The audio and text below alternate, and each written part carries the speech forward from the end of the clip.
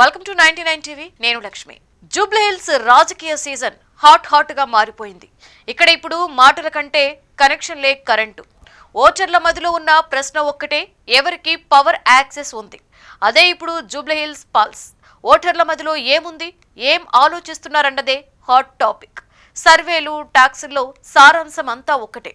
అధికారంలో ఉన్న పార్టీ అభ్యర్థి గెలిస్తే ప్రాజెక్టులు స్పీడప్, పనులు పక్కాగా జరిగిపోతాయి. పెండింగ్ పనులన్నీ కూడా కంప్లీట్ అని ప్రజలు నమ్మకం పెంచుకుంటున్నారు. ఆ భావనను అందిపుచ్చుకున్న నాయకుడు కాంగ్రెస్ అభ్యర్థి నవీన్ యాదవ్. జూబ్లీ హిల్స్ రాజకీయంగా వేడి పుట్టించే సీటు. ఒకప్పుడు అభివృద్ధి అనే పదం మైక్లలో మాత్రమే వినిపించేది, కానీ ఇప్పుడు అది కరెంట్, కాంట్రాక్ట్, కనెక్షన్ అనే రూపం దాల్చింది. పార్టీ అధికారంలో ఉంటేనే ప్రగతి వేగం పెరుగుతుందని ప్రజలు గ్రహించారు. అదే స్లోగన్ ను స్ట్రాటజీగా మార్చుకున్నాడు నవీన్ యాదవ్. కాంగ్రెస్ అధికారంలో ఉండడం ఇప్పుడు నవీన్ కి అతిపెద్ద బలం. జిహెచ్ఎంసీ నుండి అర్బన్ రెన్యువల్ బోర్డు వరకు నిధులు, ఫీడ్బ్యాక్, ఫలితాలు అన్నీ ఒకే దిశలో కదులుతున్నాయి. 2018-23 మధ్య బీఆర్ఎస్ ప్రభుత్వం కేటాయించిన బడ్జెట్ 68 కోట్లు.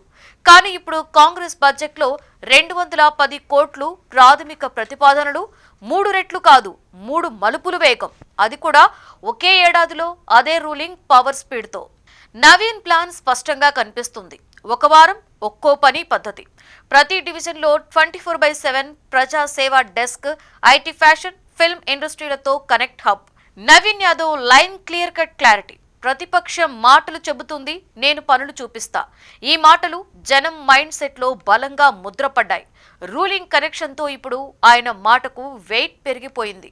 సర్వేలు చెబుతున్నాయి, జూబ్లీ హిల్స్ లో కాంగ్రెస్ మద్దతు 49%కు చేరింది. బీఆర్ఎస్ కు 43% వద్ద నిలిచింది. అయితే స్వింగ్ ఓటర్లలో ఎక్కువ మంది ప్రశ్నిస్తున్నారు, ఎవరికి ఎక్కువ యాక్సెస్ ఉంది అని. ఈ ప్రశ్నలకు సమాధానం ఒక్కరిదే, అతడే నవీన్ యాదవ్. జూబ్లీ హిల్స్ కి ఇది ఒక సాధారణ ఎన్నిక కాదు, ఇది అభివృద్ధి వేగం కోసం ఓటు. పార్టీ ప్రతిపక్షంలో ఉంటే ప్రాజెక్టులు ఫైల్లోనే నిద్రపోతాయి, అదే అధికారంలో ఉంటే పరుగులు పెడతాయి. నవీన్ యాదవ్ గెలిస్తే జూబ్లీ హిల్స్ బ్రాండ్ మాత్రమే కాదు, భవిష్యత్తు కూడా బ్రైట్ అవుతుంది. జనంలో బలంగా కదలిక తీసుకొస్తాడన్న డైలాగ్ ఒక్కటే. ప్రతిపక్షం మాటలతో వస్తుంది, అధికార పార్టీ పనులతో నిలుస్తుంది.